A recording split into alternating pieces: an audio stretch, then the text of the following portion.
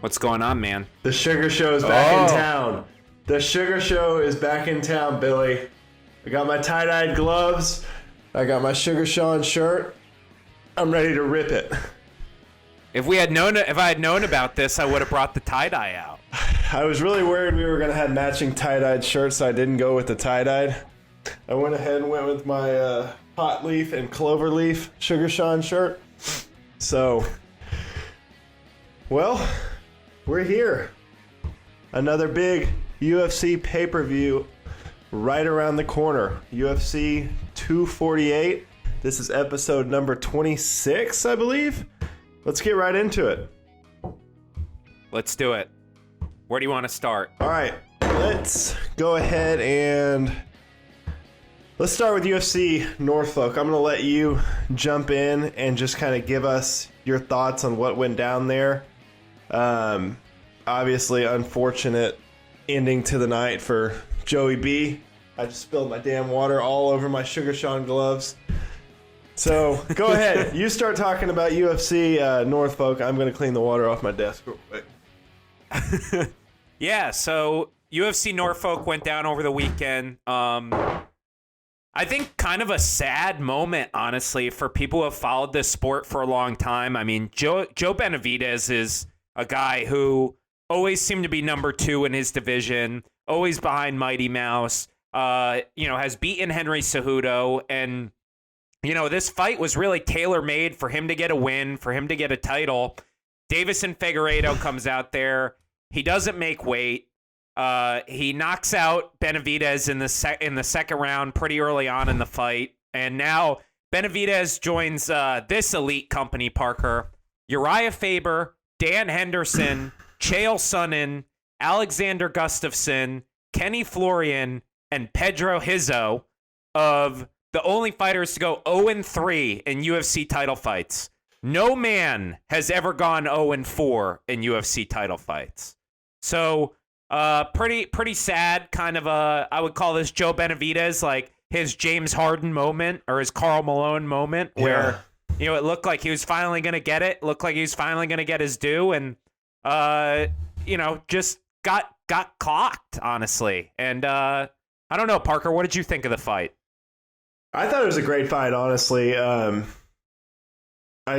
thought he did everything well. The reality is, I think he got caught with the headbutt and then got put out shortly after. It was just it was hard to see a guy like that. Like you said, I mean, Joey B's been around forever. He's came up short time after time in his career to really the best in the sport. I mean, Mighty Mouse Johnson twice, Dominic Cruz twice, and then Sergio Pettis once. That's really his only losses. So, I was pulling for Joey B, and, to lose to a guy that didn't make weight, I think it's honestly just the worst case scenario for the UFC. I don't think it could have gone any worse. I think that event was built around Joey B. It was built around him getting a win, being able to resurrect and keep the flyweight division going. And with the result, I really don't know where they go from here. I mean, this could honestly, if they don't book an immediate rematch, I think this could be the end of the flyweight division, maybe the end of Joey Benavidez' career. I don't know. What are your thoughts? I mean, they're going to book a rematch. I think it's obvious they're going to book a rematch. I don't think there's another option, right? And here's the thing. That was a controversial fight. Like, I know it ended in a clear knockout, and we never, ever think of, like, fights that end in a knockout like that as being controversial. But here's the thing. Joe Benavidez dehydrated himself to make weight. It was very clear that Figueiredo stopped midway through the process and decided it wasn't good, which is fine. I'm not in favor of weight cutting, but at the end of the day, that put Benavidez at a disadvantage. So that's point one. Point two is, Joe Benavidez won the first round on every single judge's scorecard. Every single one. Yeah. So he was clearly in that fight. It's not like he was out of it. And then the third one is the clash of heads, which Benavidez did initiate, but the clash of heads is really what caused the cut to open up. Benavidez lost a ton of blood, and then as that was happening, he got caught. It's kind of a freak thing. I mean, I thought he was winning that fight. Certainly Figueiredo had his moments, but I just think it's very clear that they're going to do a rematch. And I think the real question here, Parker, is does anybody care? I mean, honestly, does anybody care about the flyweight title in the UFC anymore? Because when they were going to get rid of this division, everyone was all, save the flyweights. We love this division. You're a casual if you don't like the flyweights. But they didn't make the media rounds. Like, neither guy was on the Helwani show. Neither guy was on ESPN. Neither guy was doing the Sirius XM rounds. There was zero buzz for a title fight that was not on pay-per-view. I mean, zero buzz. And they once the fight was over, I mean, we all moved on immediately to this week's pay-per-view. So I guess my question to you is, really, does anybody care about this? I think just look at the track record of the flyweight division. You had the pound for pound, one of the greatest fighters to ever do it, dominating for the last 10 years, and no one gave a shit. So where do you go from there? I mean, you can't. We're not going to create another Mighty Mouse that's this superstar, that just draws crazy numbers like Conor McGregor or, someone like that. It's just not going to happen. So you mentioned it in last week's episode, and I agree with you. I think these smaller weight divisions are meant to be in Japan. I mean, this is Ryzen. I just don't see, with how much talent the UFC has and how weak that division is. And women's 125 kind of has the same issue. It's just there's no depth, there's no stars. What do you do with it?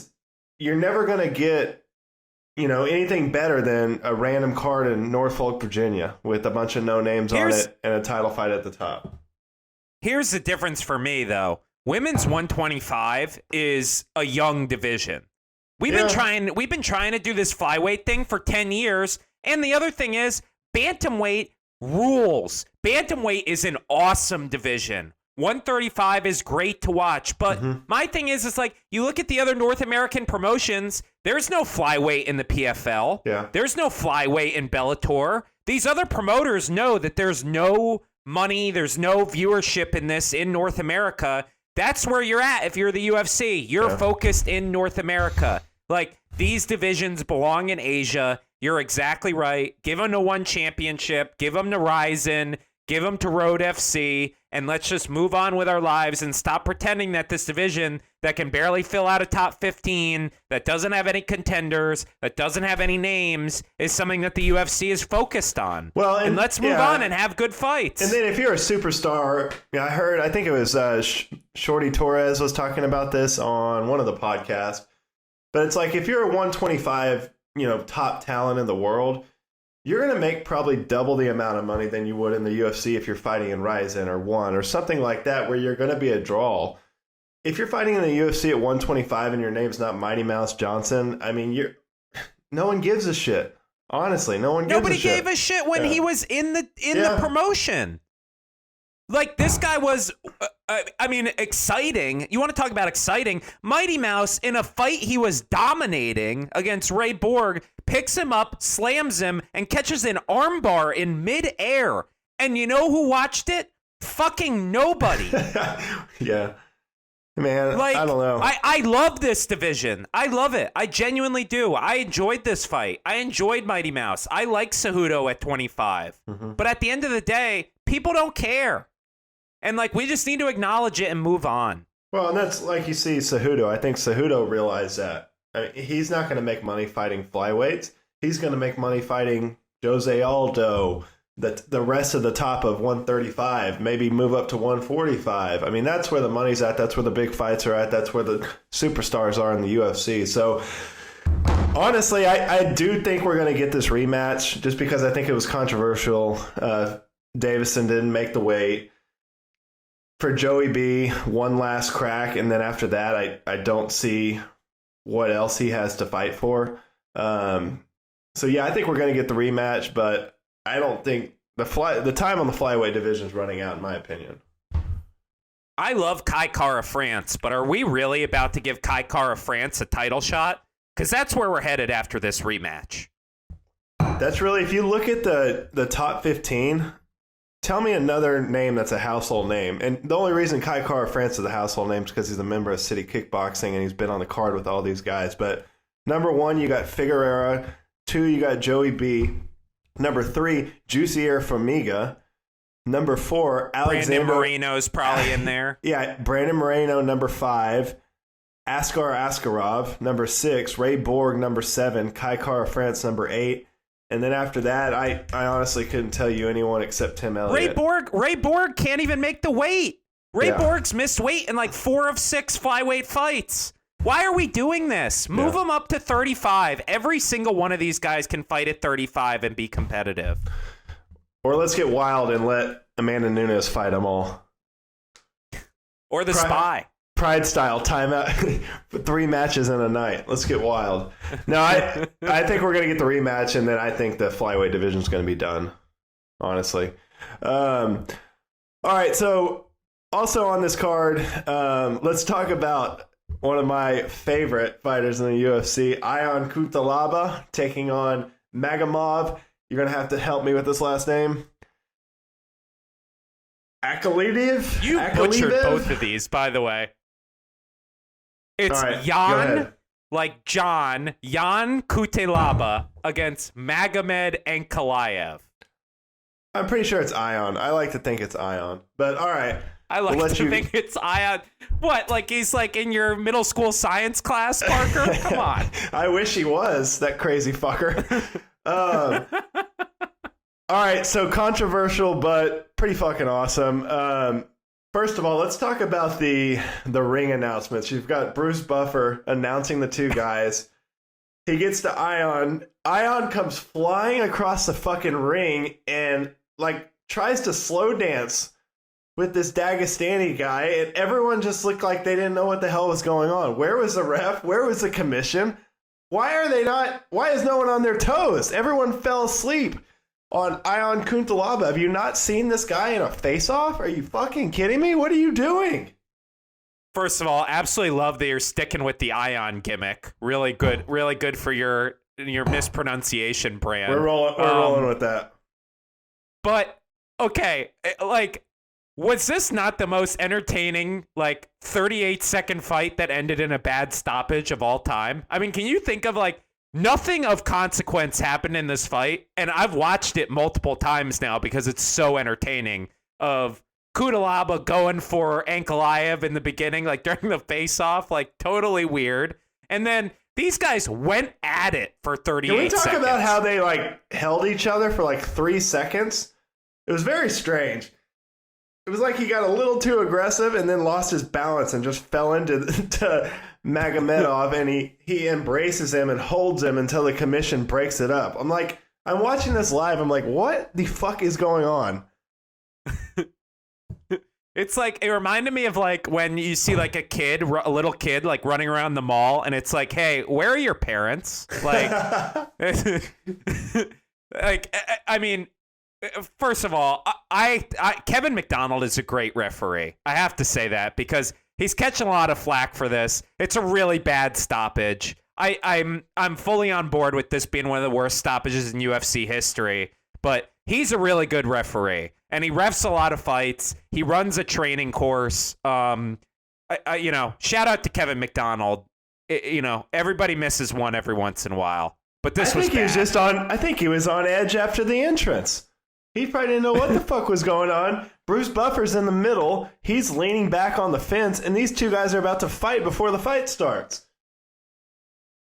All right, so I think we're both in agreement. Slap a no contest on this. I mean, you could headline a fight night in some random corner of the world with this fight at this point, I think. Like, that's how interested I am in watching these 2 guys go at it, because they're just maniacs. All right, so the stoppage... What? I mean, that's got to be that's the worst stoppage I've ever seen in my career of watching UFC. Yes, I would agree with that. It was so bizarre. I was watching that fight with like 5 casuals, and all of them were like, what the fuck is he doing? Ion was clearly swinging back. He looked like he was playing a little bit of rope-a-dope, little possum. But I heard Big John on his podcast was not happy with Kevin McDonald. I don't think he thinks he's one of the best referees. But Big John was teeing the fuck off. And he made a really, really good point. He said the first thing to look at when someone is hurt is look at their base. Look at their legs. If their base is still there, the base is not wobbly, it's not shaky, they're still in the fight. You've got to let them fight. And man, I honestly, I just think Kevin McDonald might have been on edge from the jump on that fight. That was just a very, very weird fight. And when you see a ref jumping in and out, like he was, I mean, I thought he was going to get hit with one of Ion's bombs or one of those head kicks from Magomed. But yeah, that terrible stoppage. Terrible stoppage. One of the worst I've ever seen. I agree. Let's run this shit back. Ion Kuntalaba is probably the weirdest guy in the UFC besides Mike Perry and Diego Sanchez. He's top 3. Yeah, probably. But you know what? We're going to Kazakhstan this summer, right? Like, put him on Kazakhstan. Kazakhstan, baby. Kazakhstan deserves this. They've earned this. He's going to dress up like Borat for the face-off. He's going to wear the Borat bathing suit at weigh-ins. 100%. Love it. All right. Yeah, so I think immediate rematch in that one. Another big talking point from this card was the rise of the, 145 or 135? 145, women's featherweight. Yeah, women's featherweight.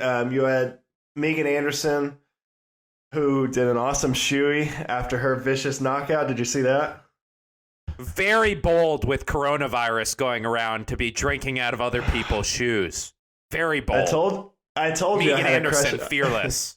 I told you I had a crush on Megan Anderson. That one solidified it a little further.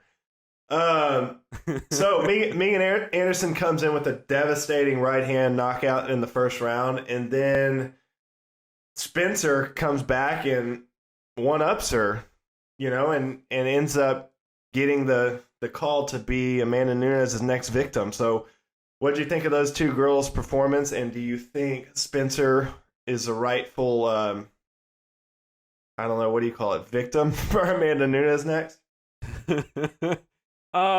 Yeah, absolutely, because, look, they both had first-round knockouts against, I don't want to call it a squash match, but I didn't think that they were fighting the toughest competition in the world. And, they both won impressively, and Spencer has submitted Megan Anderson. So, pretty easy decision for me. Good for Felicia Spencer. I mean, tough road. You got, in her last 12 months, she will have fought Amanda Nunes and Cyborg. So, not exactly an easy road here for Felicia Spencer, but she went to decision with Cyborg, didn't she? Yeah, and glad to see the UFC actually, book featherweight fights outside of Cyborg and Amanda Nunes. So, I'm not terribly interested until they decide they want to have an actual division at 145, but I'll watch Felicia Spencer fight Amanda Nunes, and my take is Amanda Nunes will probably do something very impressive, and Felicia Spencer will be the next victim, like you said. But, good for both of these girls. Glad to see them both get back in the win column, and, would like to see the UFC build up 145 because, I think it's an intriguing division, to say the least. Yeah, and I think watching it live, I don't know. I think I obviously favor Megan Anderson a little bit. I think her height and her length and, the power she showed a lot. But the reality is I think she'll get, she's next in line. So if Amanda blows through Felicia Spencer, I think Megan Anderson's, going to step up and fight her next. So I think both of those girls won. Good performances by both of them. So that was pretty much it for UFC Norfolk. That was just one of those cards you probably could have got away without booking that card. But you had some highlights. Well, apparently not, because we've already talked about we're going to run two fights back. We talked about 4 fights. We're running 2 of them back. The other 2 are number 1 contender fights to fight the title. So yeah. I guess UFC Norfolk event of the year, according to Parker's MMA show. I don't know about that one. You said that, not me. All right. Let's get into some real fights now. Big card this weekend. Israel Adesanya taking on Yoel Romero. Adesanya. Man, this is a fucking awesome fight. Awesome fight. The ball's on Israel Adesanya to call out Yoel Romero. To me, I mean, Yoel is just. I went back and watched all of his highlights, from his run at middleweight, and that dude is just scary. Scary. Anyone that fights him, you're going to be on suspension for 6 months. You're more than likely never going to be the same again. For Izzy to go out of his way and call out Yoel, and if he's able to pull it off, man, my respect for Israel Adesanya is going to go through the roof. What did you think about the call out of Yoel when he really didn't have to? Honestly, he could have waited for Paulo Costa, but I think Israel's just trying to cement his legacy. What do you think about that? Yeah, so 2 thoughts on this. Number one, everyone thinks that the traditional contrast in the UFC is striker versus grappler. I'm here to tell you that the original contrast in the UFC is skinny, tall guy against short, stocky guy. And that's what we got this weekend, which is it's almost an all-time version of that, where it's like these guys could not appear any different. As far as the call-out goes, look, Paulo Costa's injured. He's clearly the number 1 contender at middleweight. And the only 2 guys to beat Yoel in that cage are Whitaker and Costa. And there's a large segment of the fan base that believes that Romero beat both of those guys. So if you're Israel, this is clearly the guy that you call out because he's the guy who gives you the most clout at the end of the day. And you're the middleweight champion. You're going to have to fight an absolute killer. Like, that's your job now. Like, you get to fight killer after killer, 5 rounds apiece until somebody knocks you out or takes your belt. And so as far as, like, you just got to stack the guys who will give you the most respect with the fan base, build your star. And right now, of the guys who are healthy, it's Yoel Romero. Plain and simple. Yeah. No, I agree. I mean, like you said, both of those, the Rob Whitaker, I mean, really both times, and then the Paulo Costa fight, in my mind, those could have gone to Yoel. Easy. And, I mean, no one's been able to just go in there and blow through Yoel. Like I said, anyone he fights is going to come out with damage. This is a big stage for Izzy. If he can get in there and put on a smooth performance, not get hurt, pick Yoel apart, this is really I think it's going to boost his popularity, worldwide, but most importantly in the United States. So this is his first title, or the pay-per-view he's going to headline in the United States. This is a giant stage for him. And to do it against a guy like Yoel Romero, I mean, this is a very, very big fight. What do you think this does for Izzy's legacy if he's able to get a win against a guy like Yoel Romero? To me, this is so reminiscent of when McGregor fought Chad Mendes. It's like everybody's saying this is the guy, this is the real champ. This is the guy who, is a kryptonite. He's got the style to beat him. McGregor had already kind of solidified his stardom in his hometown when he fought in Dublin, and it kind of like built that Irish fan base. And I think Izzy's really done that in like Australia, New Zealand with beating Rob. I think he's a huge star there. Well, he's fought there how many times? 3 or 4 times? Yeah. Yeah. Yeah. So I think this is the fight for me that solidifies, like, this is Izzy's division if he wins this. I mean, he will have now beaten the 2 toughest middleweights of the past 5 years. Right. And he can really start stacking title defenses at that point or chasing other belts and solidifying that he is an all-time great at MMA.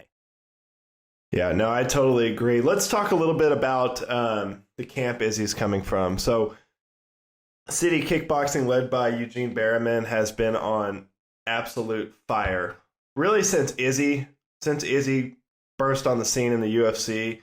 You've got Volkanovski is now a champion. Dan Hooker's in the hunt. Brad Riddle put on a great performance last week. He's serious fighter. Kai Kara France we talked about, but this gym from the little bitty island is making a big splash. What what do you think the significance of Izzy being a part of that group and, just that camp as a whole and what they've been able to do in the last 2 years in the UFC? It's very clear that Eugene Berriman is a fantastic coach, and he's really assembled a great team there. But for me, I think with Izzy, if Izzy can pull this off, he's not only asserting himself as like, this middleweight division is mine, it's also that he becomes the face of a gym that's asserting itself at the top of MMA. I mean, you can't think of Daniel Cormier without thinking of AKA. You can't think of John Jones without thinking of Jackson Wink. Connor with SBG Ireland. And he kind of like, these guys become like almost captains of these teams of fighters where the other fighters' achievements almost magnify the stardom of that face of the gym. And I think that's really, really important to Izzy. He's clearly very close to Eugene Berriman. He clearly loves his teammates and his guys at the gym. And if he can beat Yoel and really elevate himself in MMA, it doesn't elevate just him. It elevates his team and his teammates, and it makes him kind of the face of this up-and-coming gym that's very quickly risen to the top of MMA.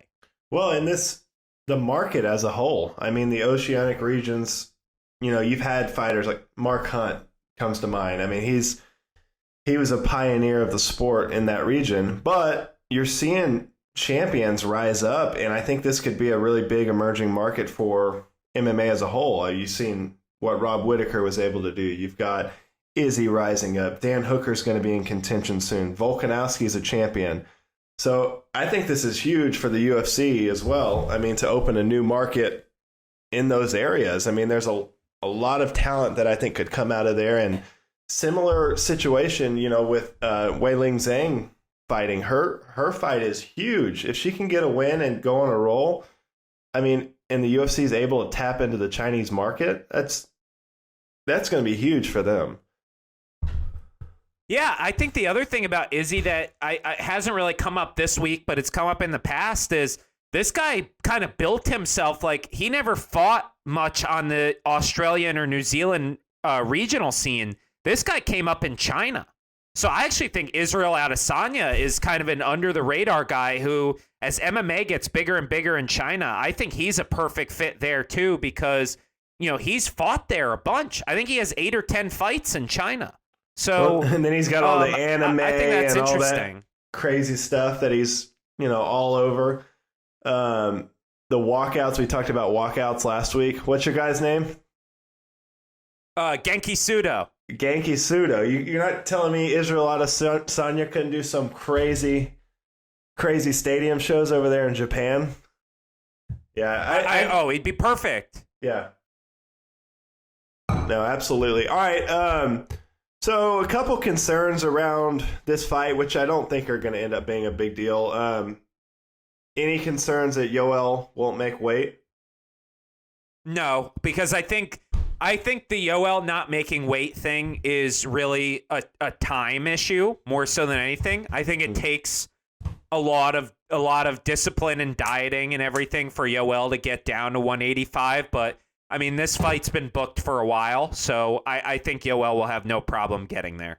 And then there was rumors of a staph infection on Israel's arm. Any worries about that? I think I saw a report today that ended up not being staph.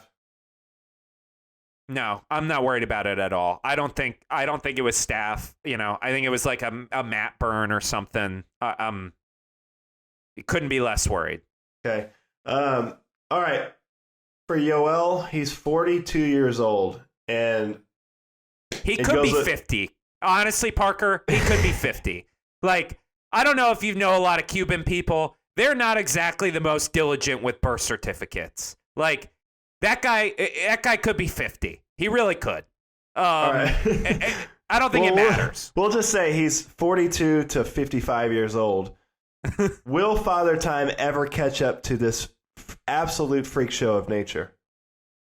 So I don't think it's Father Time in the sense that, like, I don't see Yoel slowing down. I don't see him like breaking down. He looks great in warm-ups. I actually think something that's underrated about Yoel, everyone always talks about the muscles and the physique and everything. I think Yoel's flexibility is what's kept him in the game this long. That guy is unbelievably flexible. And he did a backflip cold in jeans in like a 12-pound gold chain. It's unbelievable. But I think the thing that's going to catch up with Yoel, and you can kind of see it on his face when he talks in these interviews, he has been wrestling or fighting for now 20 years. Right. Like starting with his Olympic debut.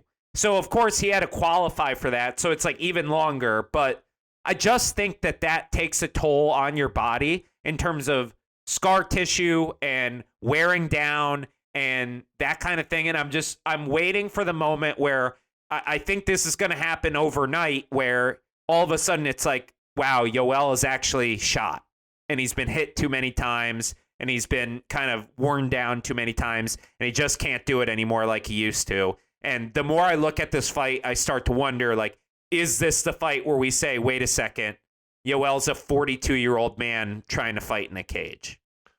Well, and just the amount of damage. I mean, he accepts damage, and I think he's one of the most durable fighters in the UFC. I went back and rewatched both Robert Whittaker fights, the Paulo Costa fight. I mean, Yoel will get up against the cage and just wear shots and just look you dead in the eyes and just come back after you.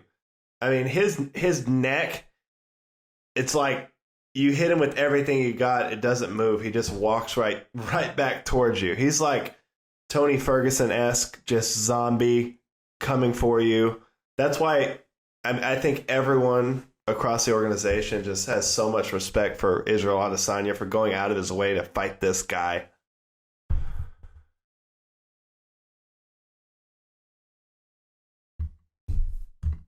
So let's jump into path to victory. Israel Adesanya, what do you see as his path to victory in this fight? So I really think it comes down to footwork for Izzy. I think Yoel tends to do, it's such a unique style, right? Because it's very passive for 90% or 80% of the fight. And then it's just like this 20% explosion where it's like a flurry of punches and kicks and knees, and he's coming right after you with all he's got, throwing 100%. So I think Izzy's got to really utilize footwork smart. And so he's got to stay on the outside. Yoel's going to control the center, and that's okay. But I think Izzy can cut angles and, kind of pop Yoel with shots. And eventually, I think it'll wear down on Yoel when he's just getting hit and not able to hit Izzy. So I think if you're able to make Yoel miss, it's going to wear him out. It's going to be tiring, especially at where Yoel throws, it's all 100%. So any miss is going to really hurt him. And I think Izzy's accurate enough with his striking to eventually catch him in the later rounds. Well, his counter striking as well, especially in the Rob Whittaker fight. Rob was using kind of a similar technique to how Yoel fights, really. I mean, he was just blitzing in on him, and Izzy was able to just slide out of the way and then catch him with those counters. I mean, time after time. So, yeah, I agree with you totally on that one. And the other thing is I think a guy like Izzy who comes from kickboxing, his striking is so beyond anyone else at his division in the UFC.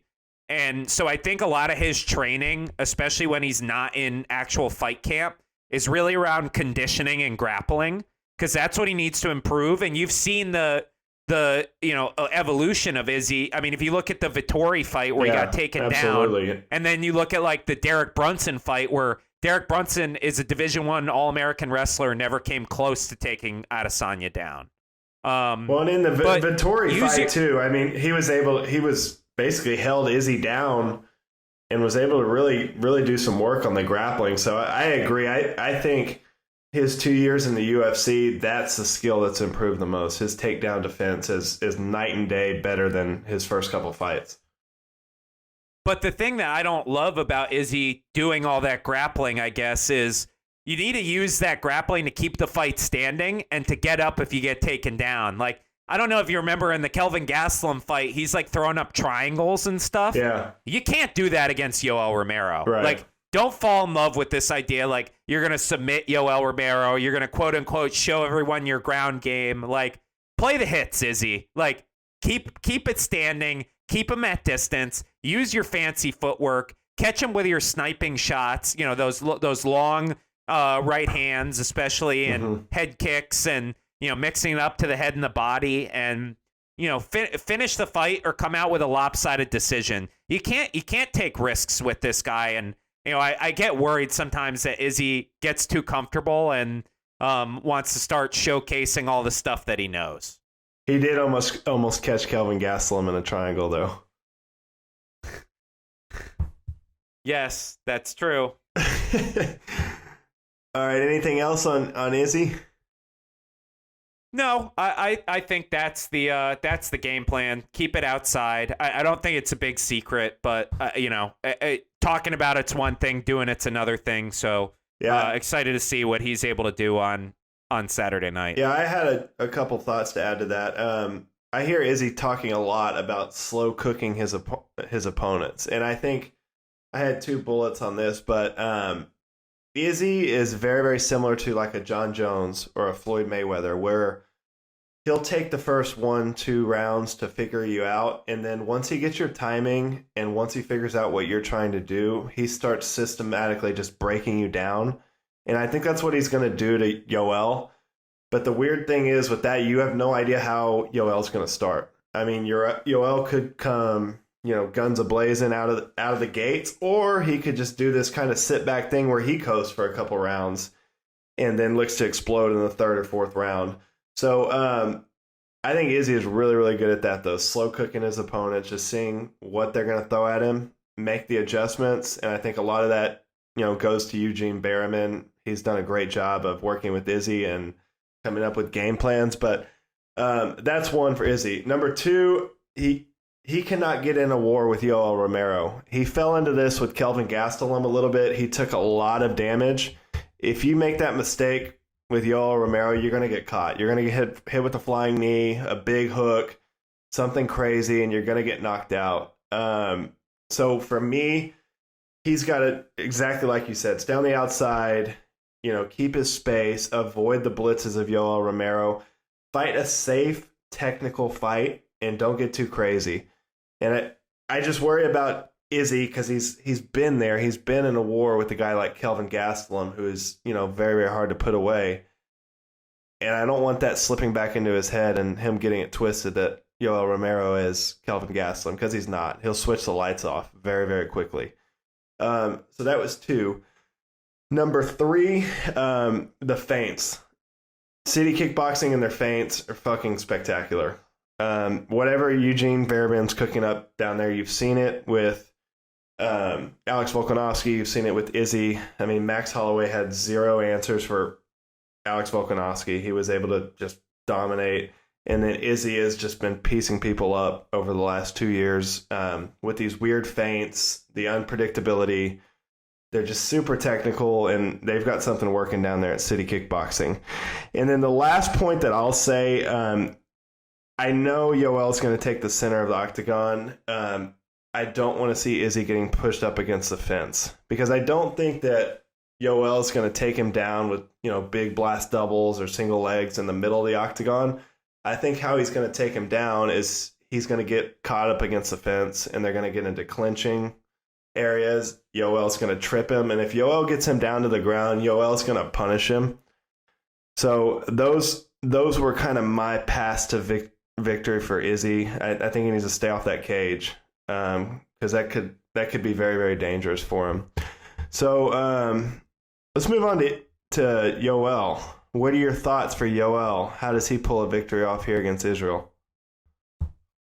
Yeah, so I really see kind of 2 ways that Yoel can win this. I think, number 1, we typically see Yoel come in with like one big shot at a time. He's not really a combination puncher. But I think against Izzy, he's going to have to eat shots to get into the range he wants to fight at. He's going to do the turtle. The walking turtle, where he does that number. Yes. but he's gotta use combos. You're not gonna get in on Izzy without combos, and you gotta move into wrestling range. And I think, like you said, try and get Izzy against the fence, take him down, hold him down, hit him with big shots on the ground, and really try and wear him out with grappling. Almost similar to what Khabib did to McGregor in that first round, where used his boxing to get in, took him down, didn't do a lot of damage, but just sapped the cardio, and then was able to finish him in later rounds because of it. I think the other path to victory potentially is every single shot you throw is 100%, and you basically hope that Izzy makes a mistake and you can shut the lights out. Other than that, I don't see this as even a fight as most people. I think Adesanya has the clear advantages. I'm very concerned about Yoel's cardio. I'm very concerned about the damage he's taken over the years.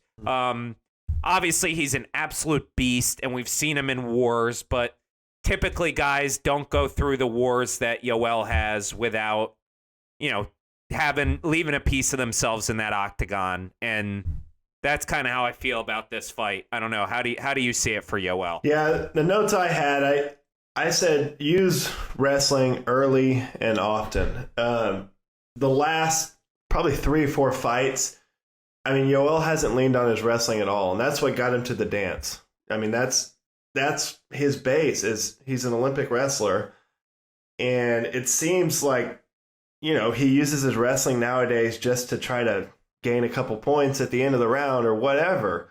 Against Paulo Costa, I think he took him down in the second and the third round with like maybe 10 seconds left. Besides that, I mean, he didn't try any takedowns. He just was basically obliged him to a kickboxing match.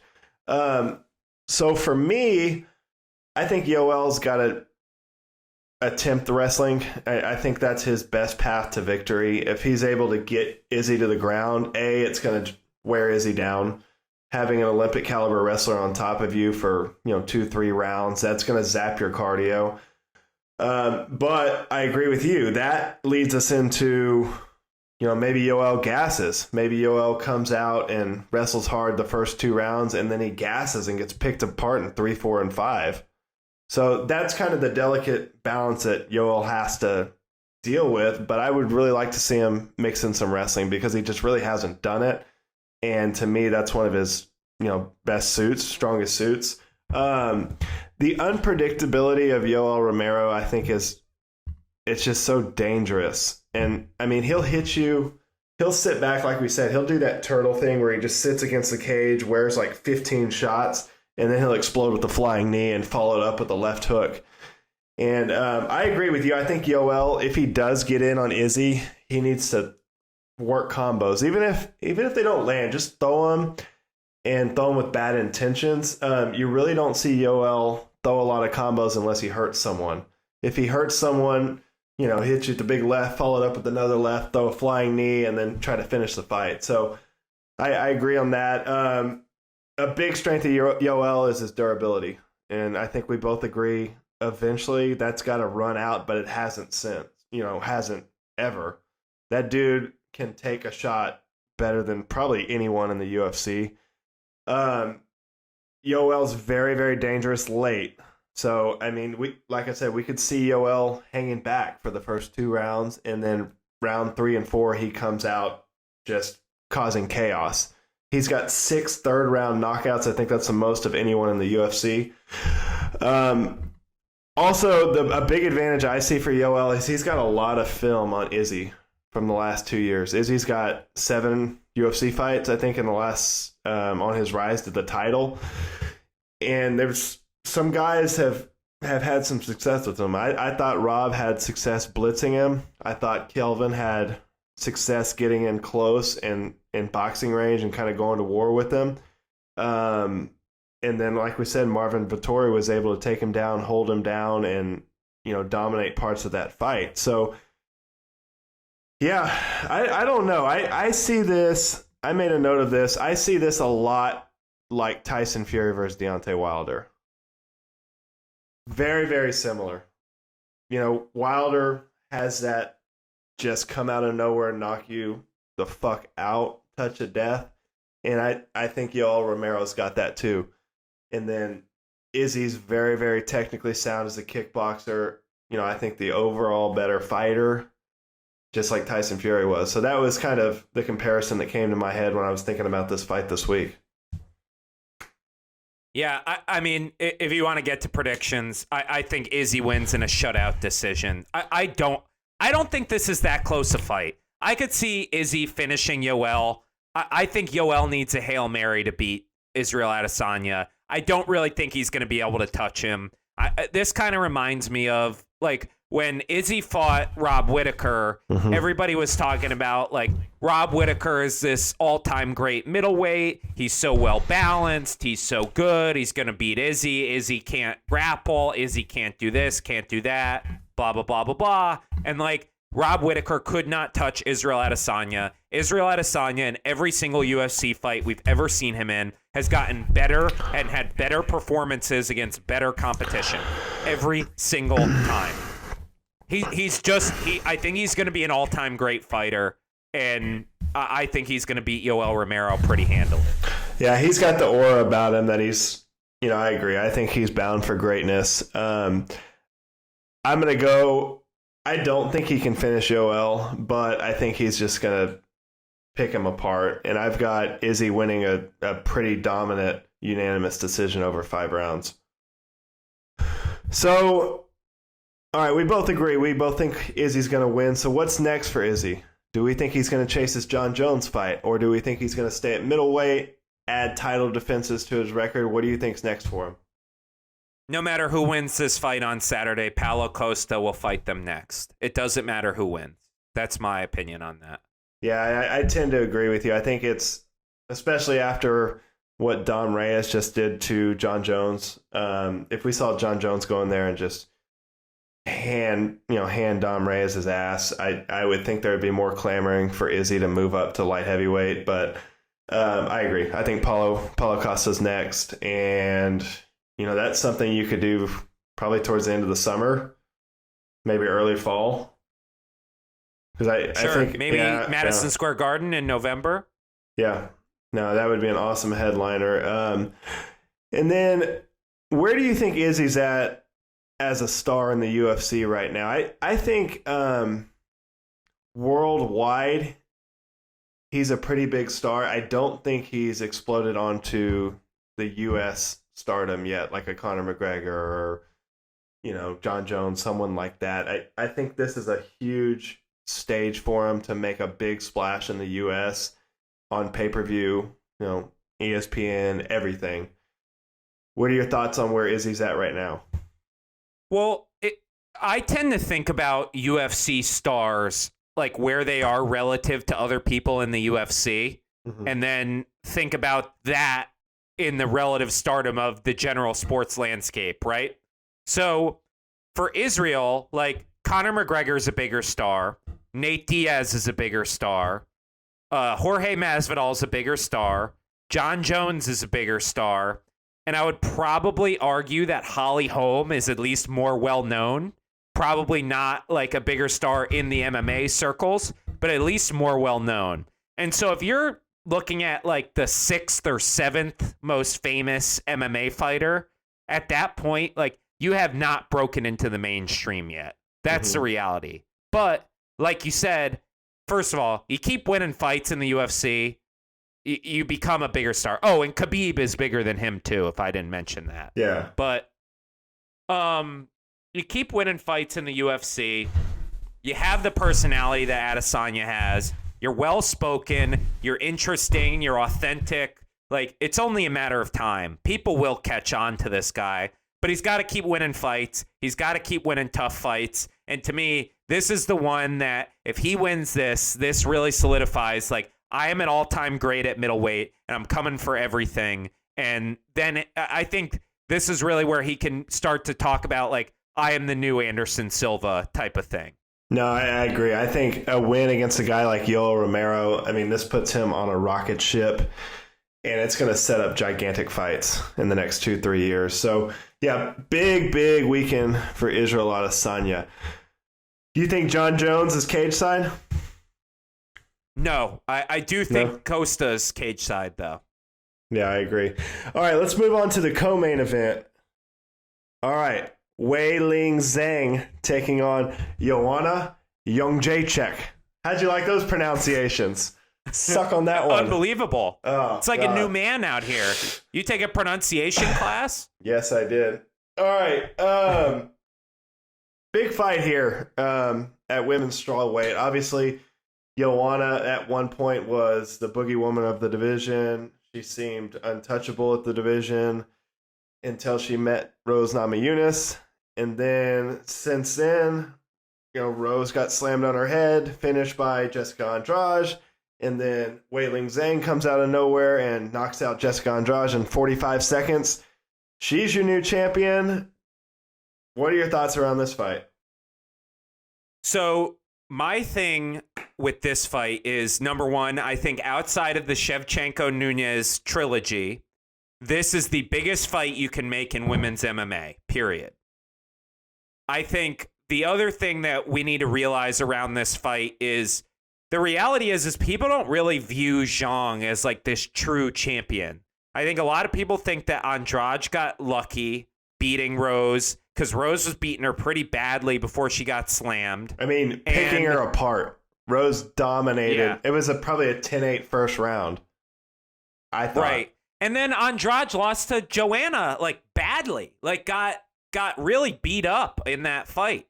And then the other thing is, like, people didn't watch her title fight against Andrade live because it was on at 4 a.m. in the U.S. I watched it live because this is her first. This is her first big fight in the U.S. She's got an exciting style, and like this is her time to really show that off to the American fan base. Yeah, I mean, 90% of common fans, casuals, there's no way they could tell you who Weili Zhang is. So yeah, this is a big stage on a big card, and if she's able to go in there and just blow the doors off of Joanna Jędrzejczyk, man, that would be giant. And like we talked about, that Chinese market is something that I think the UFC just really wants to break into. They just built that ridiculous performance institute over there. And I think for the UFC, if Weili Zhang can keep winning and dominate the strawweight division, that's a huge win for the company and breaking into that Chinese market. Yeah, I completely agree. I mean, I think she has the chance to be the biggest star in the UFC if she can just win this fight and maybe one more. Yeah. So, okay, for Joanna, to me, she had, I mean, just honestly, the last 2 years were kind of off. It seemed like I was there live when she got knocked out by Rose the first time in Madison Square Garden. And at the time, Joanna was the Conor McGregor of women's MMA. She was the most confident, brash, just didn't give a fuck, talk shit, come after you, come for the kill. And she got humbled. And then after that, it seemed like it was a little bit of a rocky road, but she's made her way back to the title contention and a shot to get her strap back. This is a big fight for Joanna. And I think this is going to be her last crack to get that title back. So what are your thoughts? You think this is going to be the last shot she has at getting the strawweight title back? And what do you think her chances are? I mean, it might be an unpopular opinion, but I really don't think this is her last shot. I think this is certainly a very important fight. I think she has the chance to kind of regain all the momentum that she had going into that Rose fight in 2017. But realistically, when you look at it, she's only lost to Valentina and Rose, and she's looked dominant against every other strawweight she's fought. And so I just think she remains the biggest star in that division. She's the quote-unquote money fight. Not that she's like Conor McGregor out here doing millions of pay-per-views, but no one in that division is. She's the most popular fighter. But she does seem to find her way onto the biggest pay-per-view cards. I mean, right. She's always in a co-main event on one of these gigantic cards. And I think she's made probably a lot of money in her career, fighting that way. And when you think of women's MMA, when I think of women's MMA, she's in the top 3, probably behind Cyborg, Amanda Nunes, and then Joanna Jędrzejczyk. Yeah, and I think the reality is she can still very easily beat basically everyone in the division not named Rose Namajunas. Yeah, I agree. So my thing is like, say she loses this fight and they decide the next title shot is like Tatiana Suarez, and Suarez comes out and beats Zhang. In the meantime, Joanna fights, some other top 10 strawweight and wins. Who's Suarez going to want next? She wants to fight Joanna. Mm-hmm. Everyone's going to want to fight Joanna. She's the record holder. It's what happened with Rousey too if she stuck around the sport. And so I don't think this is her last shot if she loses. I just think she's too big in this division to say that. Mm-hmm. All right, so let's talk about Weili Zhang. Obviously, not a lot. I mean, we haven't seen a lot from her as a champion. Obviously, she had the 47-second knockout or whatever it was of Jessica Andrade. But what do you think her best path to victory is against Joanna? So Weili Zhang's style, I would describe as like if you took Vanderlei Silva and put him in a 115-pound Chinese woman's body. She comes forward. She throws power shots. Mm-hmm. She's an absolute animal in the clinch. Mm-hmm. I mean, what she did to Jessica Andrade, like Jessica Andrade is an absolute tank. And Weili Zhang Muay Thai clinched her and kneed her in the head until she fell over. Across the cage. Vicious. It was crazy. It was vicious. Yeah. She's someone who I think against Joanna, I mean, she's not as long. She's not as tall. She has a reach disadvantage. She has to close the distance, and she has to hope that her power translates to fighting Joanna, because if she can't land power shots and she can't get in the clinch, there's no way she's going to be able to beat a kickboxer like Joanna.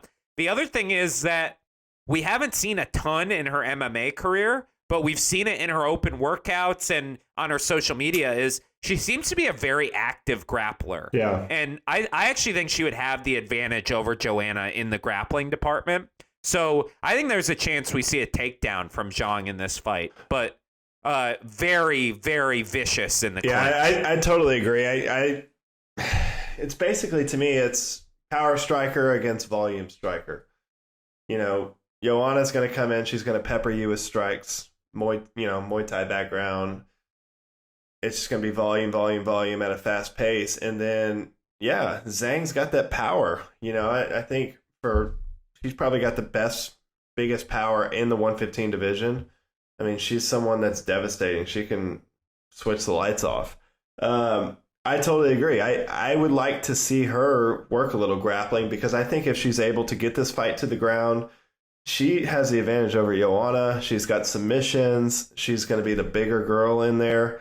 So, yeah, I think it's power and it's grappling and clinching for Zhang. I think she needs to try to get Joanna up against the fence, make this a dirty fight, hit her with a big elbow, hit her with a big overhand, take it to the ground. For Joanna, for me, it's all about the volume.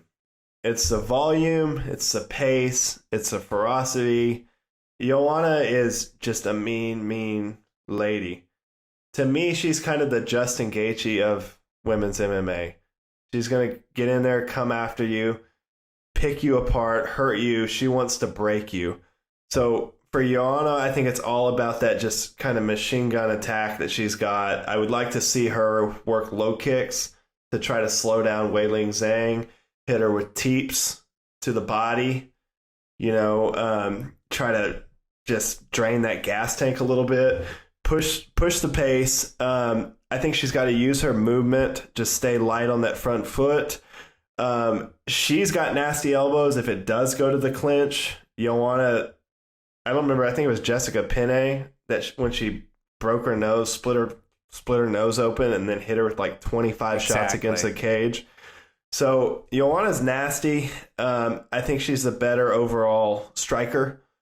So I'm going to look for her to just fight a smart fight and fight a Joanna fight, really. Just put that pace on you, set a pace that she can't keep up with. And we haven't seen Zhang go 5 rounds. We've seen Joanna do it time after time. So, yeah, if you're Joanna, I don't think she has anything to lose. I think she goes in there, she fights a Joanna fight and lets it all hang out. And, may the best woman win. But let's jump to predictions. I think Joanna's going to finish this fight in the 4th round. Yeah, so I actually see this fight looking very similar to the Andrade fight for Joanna at UFC 211. I think we were both in the building that night.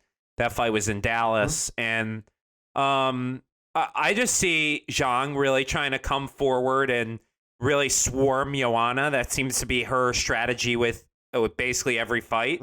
And I just think Joanna has really good footwork, has really good variation and volume in her striking, and is going to kind of be able to dance around Zhang, wear her out, make her miss, and eventually pull out a decision. The only reason I'm not picking Joanna by TKO, I do think it's going to be fairly lopsided in terms of the striking numbers, especially in the later rounds.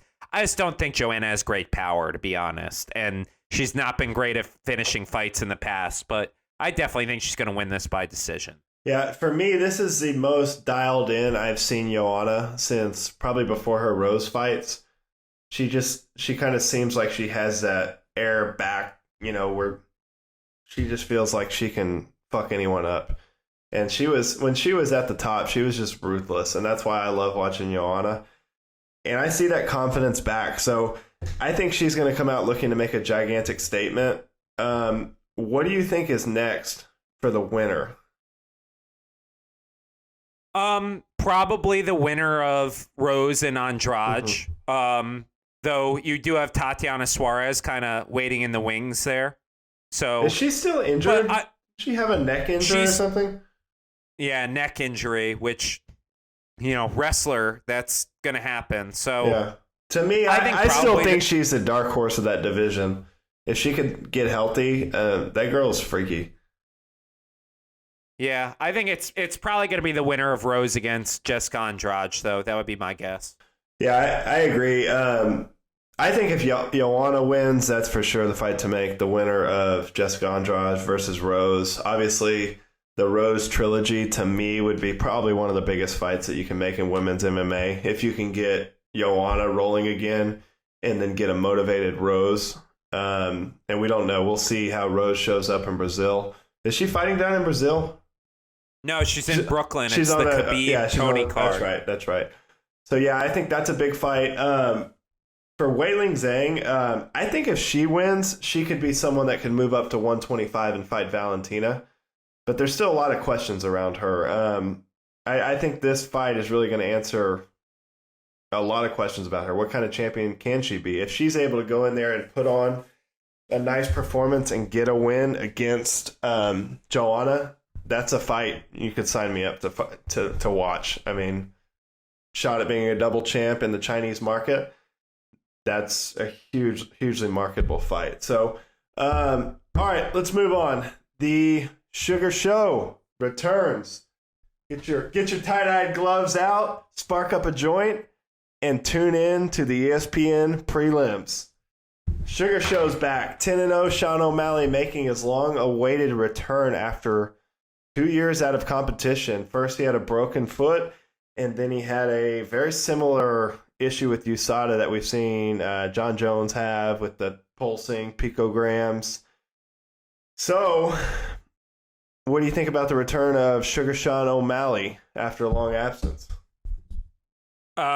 He's almost a 4-1 favorite on this card. The word out of the MMA lab where he trains in Arizona is that he is absolutely killing everyone in the gym. His grappling looked really good when we saw him in quintet, which is not a skill that Sean is known for. I can't wait for this guy to come back. I think he's such a freaking animal. He's so creative. He's so tough. He's so long and tall for 135. I think he is an absolute humongous problem in this division. Yeah, I mean, Sean O'Malley's a natural-born superstar. There's no two ways about it. He's going to be, I think, for my money, he's the heir to Conor McGregor. He's got everything. He's like a mix of Conor McGregor and Nate Diaz. This guy there's no athletic commission in Montana where Sean O'Malley is from. Right. And so there's no one who can like suspend you if you fight in Montana on like a regional card. Sean O'Malley used to go like once a week and just try and fight like in these barn fights on fairgrounds in Montana. Yeah. I mean, this guy is like, he might look like a skinny nerd who plays Fortnite and smokes weed all day. This guy is an absolute gangster. Yeah. Yeah, Sean O'Malley, and the 2-year layoff, from everything that I've heard, I think this is going to be a blessing in disguise for Sean O'Malley. He was a kid that I think was 20 years old in his debut on the Contender Series, or 21. And I think that 2 years he's really, really honed his craft. I think he's picked up a lot of grappling. I mean, we saw him submit. Who did he submit? Takayama Gomi, right? Yeah. He submitted Gomi at Quintet. Yeah, so, I mean, I think he's really put an emphasis on his jiu-jitsu. His kickboxing is out of this world. He's very, very similar to Israel Adesanya. He's just got amazing, crazy striking ability. And I think his look, everything about him, he's going to be a gigantic star. So I'm looking for a big knockout win here from Sugar Sean, and then he's going to get on the mic and say something crazy, and I hope he gets someone in the top 10. I think he's probably two fights out from breaking into the top 10, but this is a big, big stage for Sugar Sean O'Malley. He's got fucked out of, I think, for sure, the Conor McGregor card he was supposed to be on, and then he was supposed to fight on the John Jones card in Houston in this same spot. So I think the UFC is really putting an emphasis on getting a lot of eyes on this guy and, him being the next star. Yes, for sure. I'm super excited for this. I think he's, like you said, natural born superstar. I think he's the next big thing at bantamweight, maybe the next big thing in the UFC. Very, very excited. And how good is bantamweight if Sean O'Malley gets in the top 10? Oh, it's unbelievable. Yeah. I mean, you look at that with, and we'll get to this, but Yan, Marlon Moraes, Cejudo, Aldo, Cody Garbrandt coming back, Pedro Munoz, Aljo Sterling. I mean, the names that you could list go on and on and on and on, and it is Corey Sandhagen. Give me Corey Sandhagen versus Sean O'Malley. Please, MMA gods. I would love that. Frankie Edgar going down. Like, this is a gauntlet at 135. All right. So now it's time for everyone's favorite segment, Billy's Hardcore Moment. UFC 248. Billy's going to spend 2 minutes talking about obscure wrestlers. I'm going to go take a piss and pour a drink of whiskey. All right. So everyone's favorite segment, Billy's Hardcore Minute. Something that I'm keeping an eye on this week for the hardcores for UFC 248, fight between Marco Madsen and Austin Hubbard. People might remember Madsen from the UFC Copenhagen card. He is a silver medalist Greco-Roman wrestler from Denmark, 9-0 all-time in MMA. He's an absolute unit at lightweight. I mean, the guy has, like, his muscles have muscles. But 35 years old, kind of reminds me of, like, the Daniel Cormier story where he got going in MMA late. He's already a huge star in Denmark, and he's fighting a guy who's 1-1 in the UFC and 11-3 overall, but the only person that Austin Hubbard beat is no longer in the UFC. So I think this is a good step up in competition for Madsen. I think he could be a huge star in Europe. I think he's got a really exciting style and a great pedigree. So I'm keeping an eye on this on the prelims. Did you crush it? I did it, Parker. I did it. All right. So moving on from the hardcore moment, let's jump into current events. So big fight booked at bantamweight in the home of Borat, Kazakhstan. We've got Piotr Yan taking on Marlon Moraes. I killed it with that one too, didn't I? unbelievable. No, I crushed it with and that one. all other countries have inferior potassium. All right, big fight. What do you think about this one? Obviously, I think Piotr Yan feels like he got fucked out of that title fight with King Henry. And I feel like a lot of people can make the argument that he did. What do you think about this matchup with Marlon Moraes? I mean, I want Yan to get a title fight as much as anyone. I think he's the best fighter at 135 in the world. But for me, this fight is perfect. I mean, stylistically, these are two guys who throw down. They're true mixed martial artists. They'll grapple. They'll strike. They both have knockout power. I just think this is such a fun fight. And can you imagine what it's going to be like when the UFC goes to Kazakhstan for the first time? Can we please make that trip? I just want to be there. I just feel like that is going to be so wild. I'm sure I could book like a sheep hunt or something around it, and we could make it happen. Oh, my God.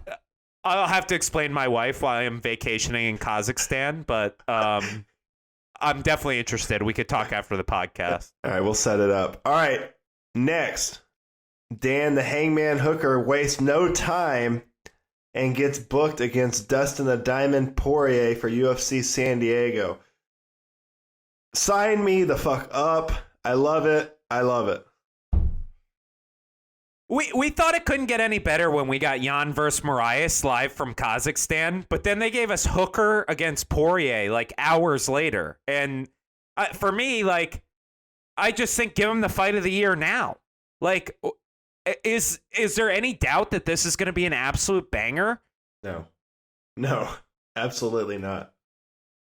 And here's the thing, too, that's, it's great for us as a fan. It's probably not great for the fighters, but this really puts the heat on Justin Gaethje to sign a bout agreement, because if Hooker versus Poirier is a back and forth war and one of those guys comes out with like a big victory, I mean, they're going to jump Gaethje in line to be number one contender. You really Poirier think so? already has a win over Gaethje. I do, because Poirier beat Gaethje. He beat him already. And so if Hooker comes out and beats Poirier, he's right back in line. If Poirier comes out and puts on a great performance against Dan Hooker, I think you could see Poirier just jump Justin Gaethje either in the Conor McGregor sweepstakes or in the title shot line. So I think this puts a lot of heat on Gaethje that this got booked so quickly. Yeah, I mean, Dustin Poirier created the new and improved Justin Gaethje.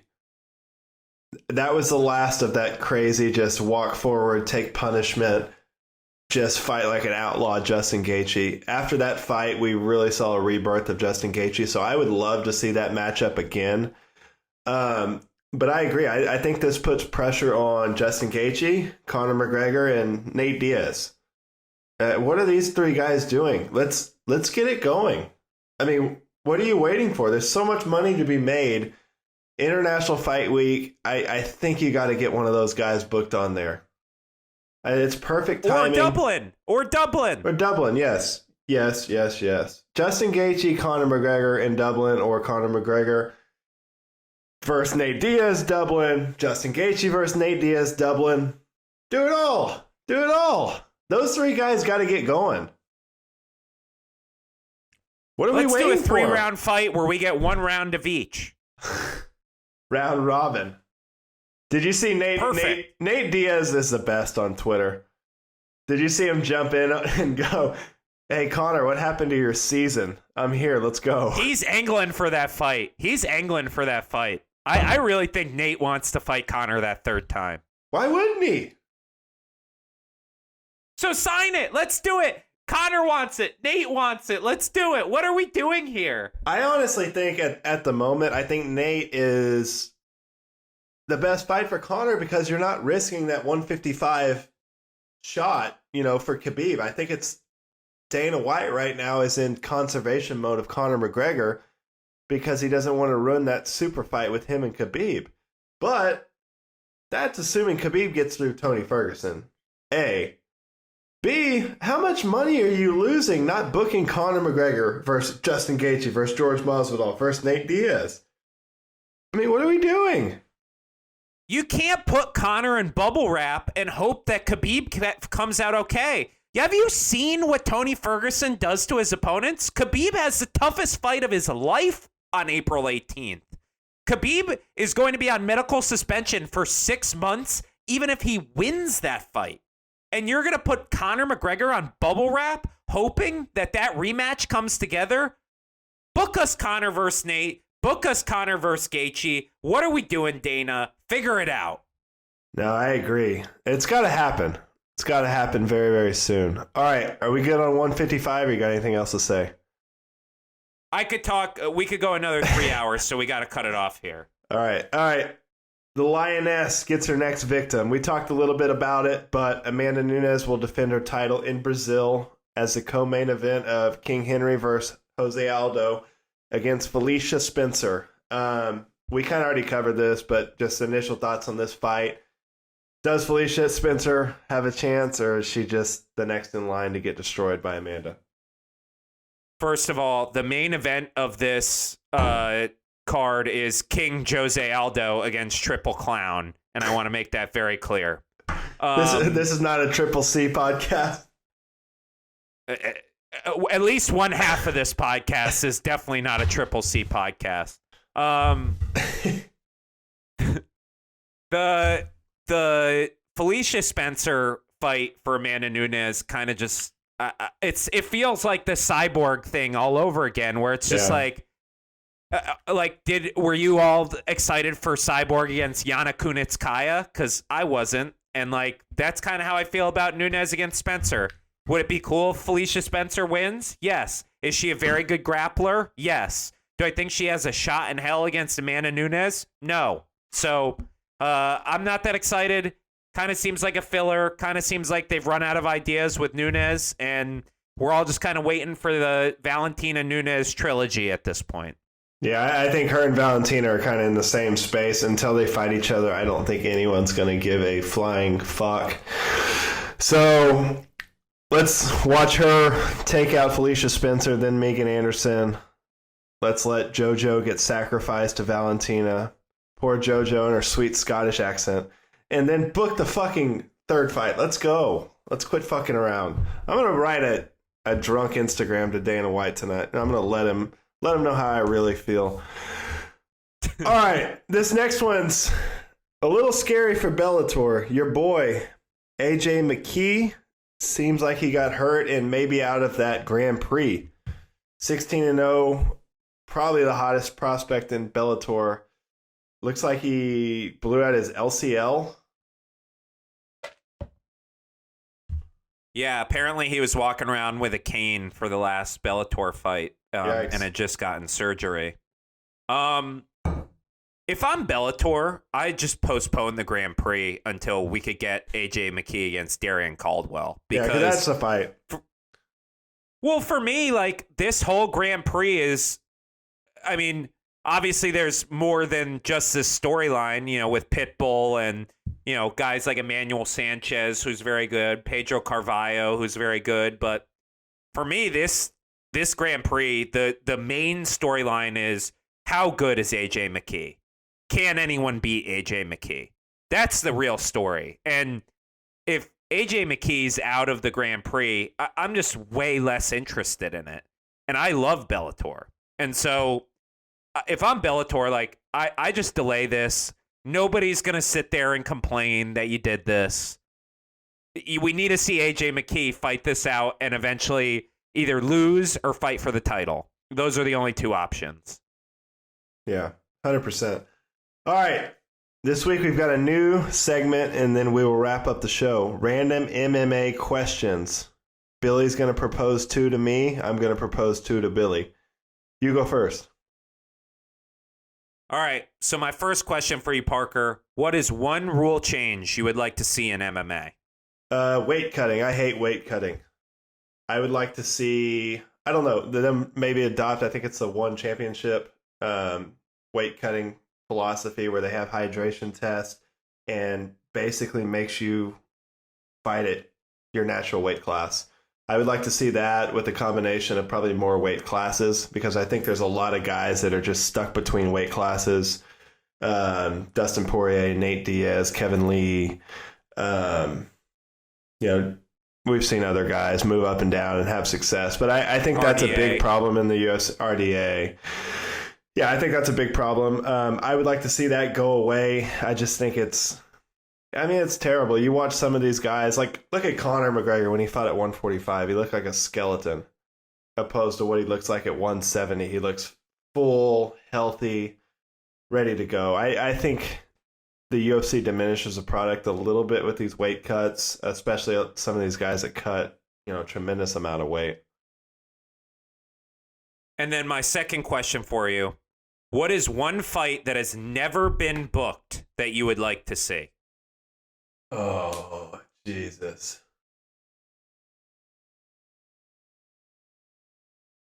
That's a hard one. You have one off the top of your head? Randy Couture against Fedor Emelianenko would be my number one. God, I was thinking Fedor. Shit. Fedor, Chuck Liddell in their primes. Wow. Fedor, I think, Fedor obviously never made it to the UFC, but I think there's a lot of fantasies about Fedor. Fedor Cain Velasquez would have been fucking incredible at the height of Cardio Kane, and then Fedor at the height of his rise, in pride. For me, when I fantasize about UFC fights and, bouts that never happen, Fedor really revolves around a lot of them. Francis John Jones, that's one, a current one. That I just love my that. current one is I would like to see the entire top 10 at flyweight, like 10 through 1, be able to come in all at once in a cage and fight Francis Ngannou. Let's just put all 15 fighters on the rankings. Francis Ngannou is still probably like a minus 110 favorite. All right, I got two for you. Tony Ferguson versus Justin Gaethje. Or Justin Gaethje versus Nate Diaz. Those two at 155. Fuck yes. Sign me up. Take all my money. I'll pay $100 for those pay-per-views. Love that. All right, I got two for you. Who has a better shot in the rematch? Conor McGregor versus Khabib or Deontay Wilder versus Tyson Fury? Ooh. I'm going to go with Conor. I think I buy the idea that Conor was not at his best for that Khabib fight. Not that I think that he will win the rematch, but I do think there is gaps for Conor to close that he can do better. And I think that he did some good things and probably fought Khabib better than just about anyone else has. Ally Quinta says, hold my beer. Oh, come on. We watched that fight together. Ally Quinta got stomped. This is a Raging Al podcast, okay? I absolutely love Raging Al, but he got killed in that fight. I think Fury really has Wilder's number in the absolute worst way. And I think because there's fewer routes to win in boxing and it's a more limited rule set, there's not a lot Wilder can do to close that gap. So I'm going to go with Conor. Okay. I agree. Yeah, I see no path to victory for Deontay Wilder in the third fight. I'm so mad they're making a third fight. What are we doing? Go book Joshua in fucking Wembley. Come on. Ugh. All right, my last one. This is kind of relevant to this card. Our boy, Edmund Shabazian. You like that pronunciation? Yeah. I don't know what happened between now and like the 20-minute mark of this podcast. It's suburban. It's unbelievable. I'm becoming more cultural with the bourbon. All right, Edmund Shabazian was slated to take on Derek Brunson originally on this card. That got moved to the Tony Ferguson card April 11th, I believe. But two fighters that really, really interest me, and I think they're the top two rising stars in the UFC. We got Sugar Sean O'Malley, who's fighting this weekend, and then Edmund Shabazian, Who do you think has the best shot to become champion first at their weight classes, 135 and middleweight? And then 5 years from now, who's going to be the bigger star, Sugar Sean or Edmund Shavazian? So I think I'm going to take Sugar Sean, and here's why. Because I think Edmund Shavazian is an unbelievable fighter. But like I said, I think Israel Adesanya is going to be really dominant at middleweight. And clearly, I don't think that about Henry Cejudo. So I just think the path at bantamweight is a little bit easier. And then Edmund Shavazian's kind of a soft-spoken guy. You know, he's not really brash. He's not flashy. Sugar Sean is the exact opposite. He's very public. He's, you know, kind of a snappy dresser. He has a flashy style. So I'm going with Sugar Sean. I think he has both a better shot to be champion and will be a bigger star in 5 years. I think the bigger star is hands down goes to Sugar Sean. I think after this fight, he's going to be one of the biggest stars in the UFC. As for champion, I really have my eye on Edmund Shavazian. I think he's on the fast track to fight Israel Adesanya in 2, maybe 3 fights. What he did to Brad Tavares, and he fucking hit him with that, I think it was a left hook, and then followed it with a head kick and just destroyed Brad Tavares. To me, he's on a very similar projection as Israel Adesanya was. He's fighting, you know, pretty much the same lineup of dudes. Brad Tavares, then Derek Brunson. Then he's going to get, you know, someone in the top 8 to 5. And then after that, I think he's a guy that could compete with Israel. And that matchup down the road, to me, is going to be fucking awesome. Stylistically, that's a great, great fight. So that's a guy I'm really keeping my eye on. I think that's going to be a huge fight in Brooklyn for him. Anything else? Closing words? Watch more Japanese MMA. Watch all the Japanese MMA you can. Where are you watching the fights? When are we going to have a fight watching party with my co-host here? It's my wedding anniversary on Saturday, so I highly doubt that I am going to make it out to you to watch the fights, but maybe for Khabib Ferguson, I can make it out there. Okay. All right. Well, episode 26 in the books. That was a long one, an hour and 30. We were ripping it. We had a lot to talk about this episode. So, like always, everyone subscribe, Facebook, YouTube, Podbean, Spotify, anywhere that you listen to your audio, your podcast, we're there. Like, subscribe, share with your friends. Billy, any closing remarks? Jan Kutalaba, if you want to do a 3-hour exclusive interview with Parker and I, we are more than open to it. I agree. Jan the Hulk Kutalaba. We love your style. Bring the pain. All right. Parker's MMA Show, episode 26. Late edition, 11 o'clock at night. Past my bedtime.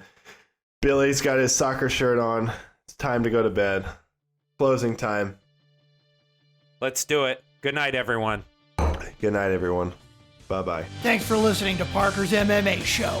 Take a moment to rate and review on Apple Podcast or wherever you get your podcast, and visit ParkerKeane'sMMAShow.podbean.com for additional information on Parker and to stay up to date on the latest drama in the fight world. For more information and important links about today's episode, check out the show notes.